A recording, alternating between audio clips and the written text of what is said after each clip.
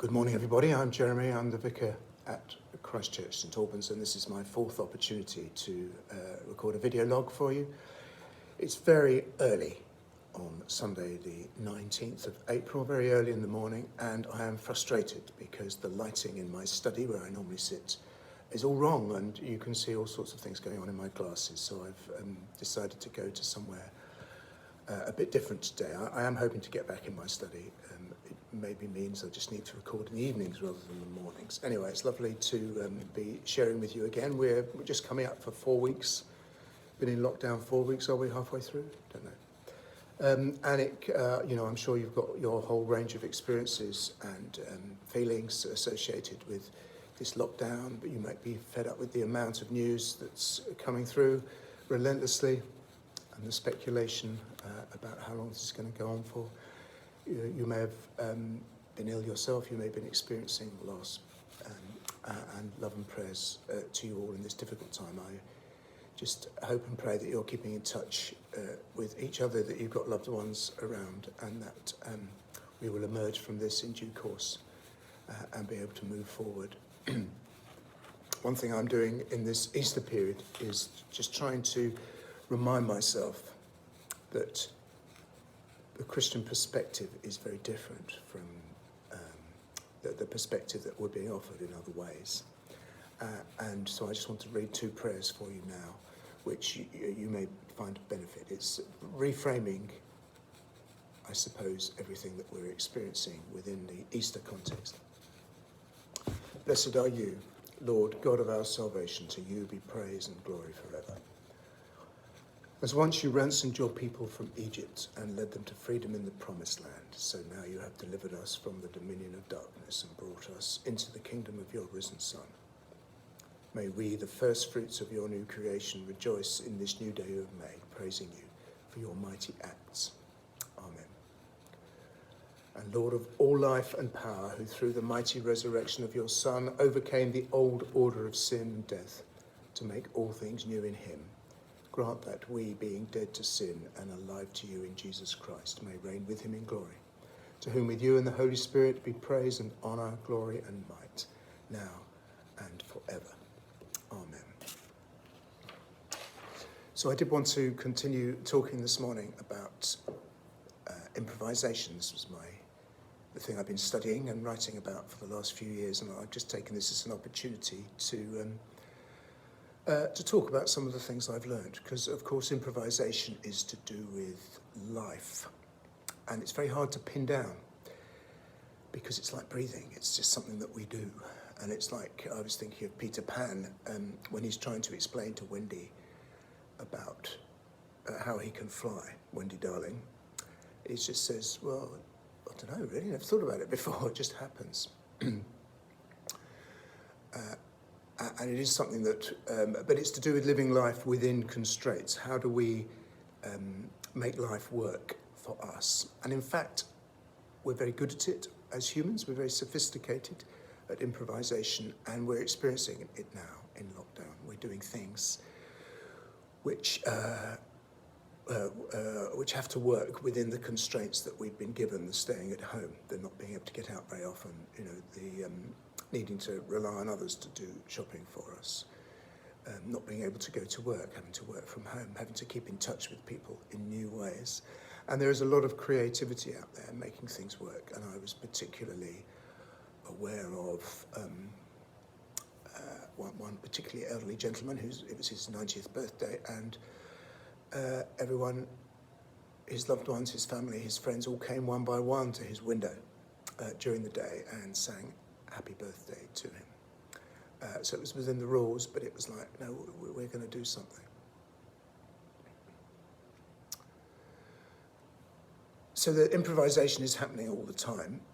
We're making do, we're learning how to muddle through, but it is always within constraints. There are things that we have to abide by, and that's part of our problem, because we learn from knee-high to a grasshopper that we have to censor out our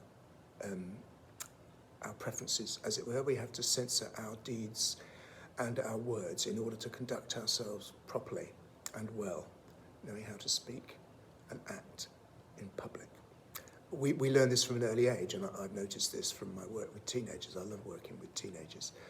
I love the unguardedness, the improvisational conversation that often emerges. They just follow their thoughts. But of course, they do that when they're away from their parents.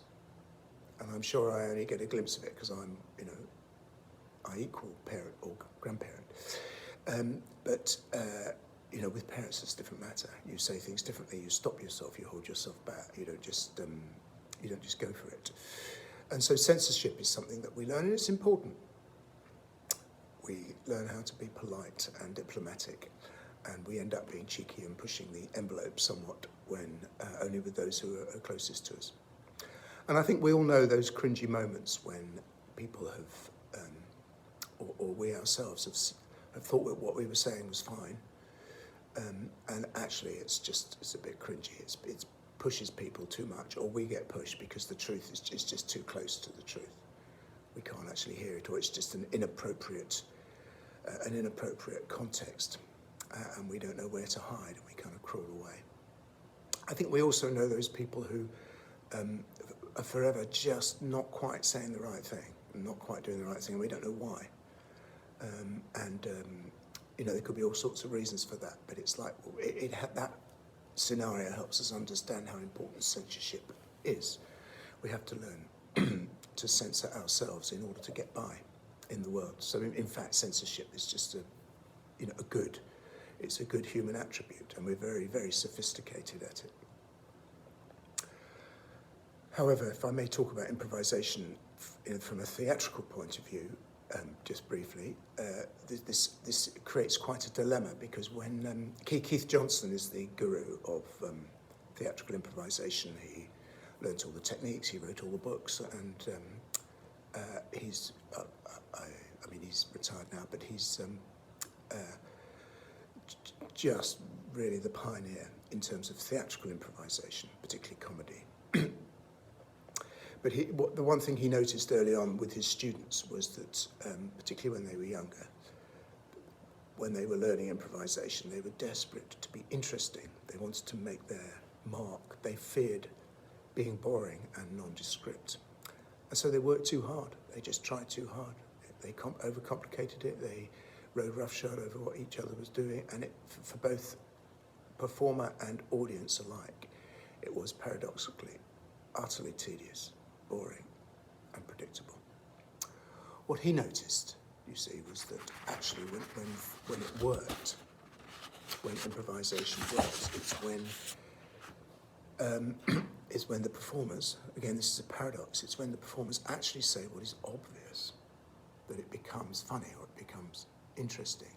When it's, not necessarily when it's ordinary, but when it's the obvious thing to do, and I'll talk more about being obvious in a future video log, because of course when I'm talking about improvisation, I'm talking about life, I'm not talking about performance. I'm also talking about Christian discipleship and how we learn to follow Christ within the culture in which we're set. Anyway, he tried to encourage his students to say the first thing that came, both to initiate a scenario or to interact and respond to other performers. And this worked a treat. And that's the key thing that you learn when you're improvising, or one of the key skills in performance is to say the obvious. And there's this great letter from Mozart, the composer. Someone had asked him in the correspondence about, how hard is it to be so original and so inspired? And Mozart basically says, well, I haven't got a clue. And he writes back and says, I don't try at all to be original. I just try and be me. He said, I just do what comes. And that's what makes it original. So Mozart being Mozart is what makes it original. And I think that's quite a key for improvisation, is that when we're truly ourselves, that's when we are original, and that's when it gets interesting. However, the problem is that although the first thing might be ordinary, the obvious thing, it might also be rude or obscene or a little bit psychotic. And this is what Keith Johnson notices, that it sails very close to the wind. And that's why we learn how to censor, because so often the first thing that we think is a little bit dodgy, or is deemed a little bit dodgy, and you wouldn't want to say it to your mother, as it were, but you'd say it to your mate, or you'd say it down the pub, or whatever. And so, although, and we don't want to be obscene, rude, or psychotic most of the time, you know, if we want to be loved and wanted and accepted by others, we have to censor ourselves. But in terms of theatrical improvisation, truth-telling becomes the key to good performance. And this is the insight for Christian discipleship, really, is actually, rather than hiding behind the censorship, we have to learn to say the obvious.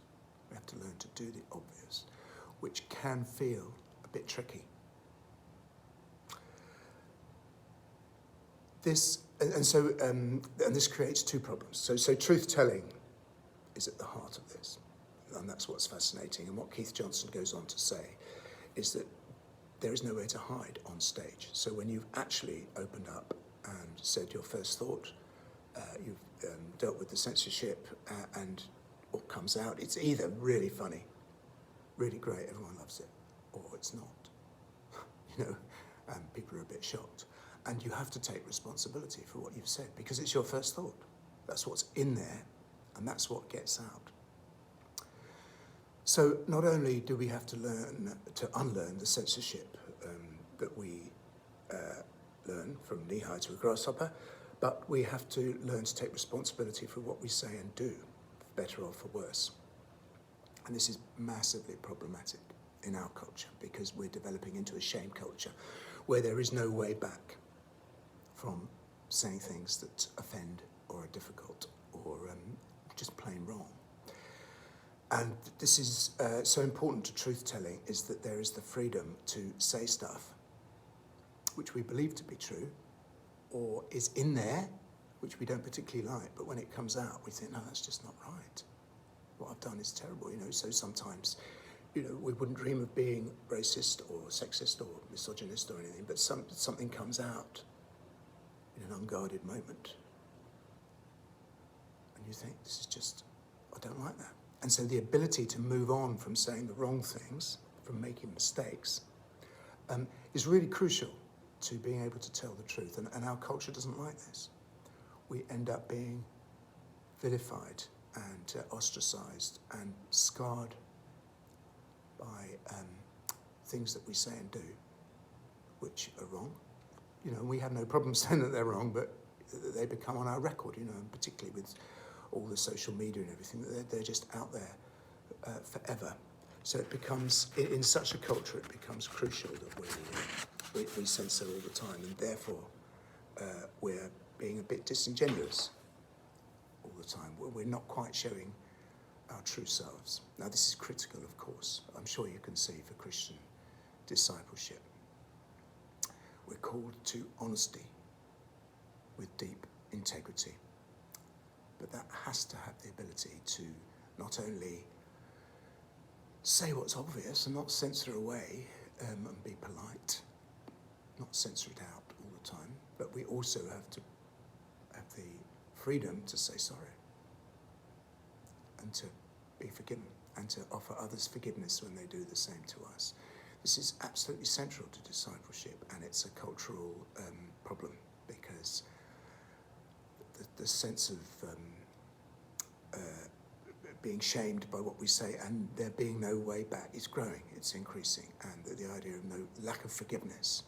You know, forgiveness is a very Christian attribute, and in a culture that's moving away from that, forgiveness becomes problematic. So it becomes more and more important that this is how the Christian community is, that we both learn to tell the truth, but we also learn to withdraw from things that we say. We move on.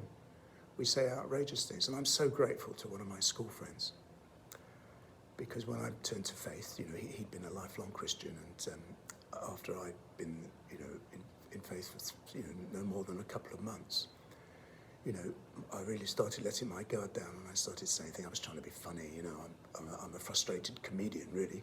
But I tried to be funny and all sorts, and I just got, you know, he would laugh along, and then he would say, no, Jeremy, that was just too far. And I would say, why?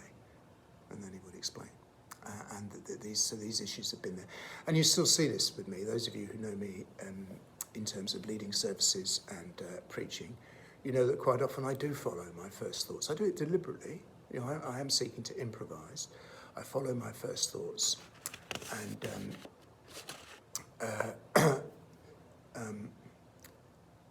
but by so doing, I sometimes say things that are great, really funny, really hilarious. You know, I follow it, and we have a good time, and it adds to the service. There are times when none of those good things happen, and it's just plain wrong, you know, or rude, or what came out, you know, I hadn't realised until I'd said it. Oh no, that's not good. Now I know when I've done it, and I'm fine with it. But I think it's a good example because I need a way back. I need to, you know, even with, you know, it's not always appropriate to say, oh, that was a bit dodgy or whatever. But I want you to know that, yeah, that's going on, and the sense of taking responsibility for what I've said, yes. But being free to say, yeah, that wasn't right, you know. And so I'm determined to keep on improvising in that setting. I know that feels a bit like a performance, but I think these principles continue throughout out into life and Christian discipleship. So just for now, Christian discipleship, improvisation is uncomplicated because it's about truth-telling and doing the obvious. We'll talk in a further video about what it means to do the obvious. It's uncomplicated because it's to do with just doing the obvious. But it's also complicated because it's to do with taking responsibility for what comes out of our mouths, both good and bad, what happens in our actions, and somehow creating the freedom to make mistakes. This is part of Christian discipleship, the freedom to believe the wrong things, the freedom to say the wrong things and to learn. Because once it's out, you can actually do something about it. This is such a crucial thing for Christian discipleship. It's no good hiding it. It's no good keeping it inside and trying to say the right things. It's saying the wrong things that help. You know, I've always been taught not to be afraid of heresy. You know, in a church like ours, you know, believing the right things becomes very important. Of course, you know, you want to be correct on all that stuff. But quite often, everything that we believe in history has evolved out of someone saying something which was wrong. You know, they just pushed it a little bit far, and someone else had to say, well, no, actually, that's not quite right.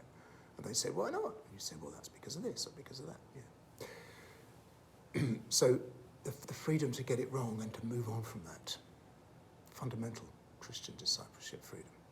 Okay, I've got more to say, but we'll come back to that in a future vlog. Thank you very much. Have a nice day.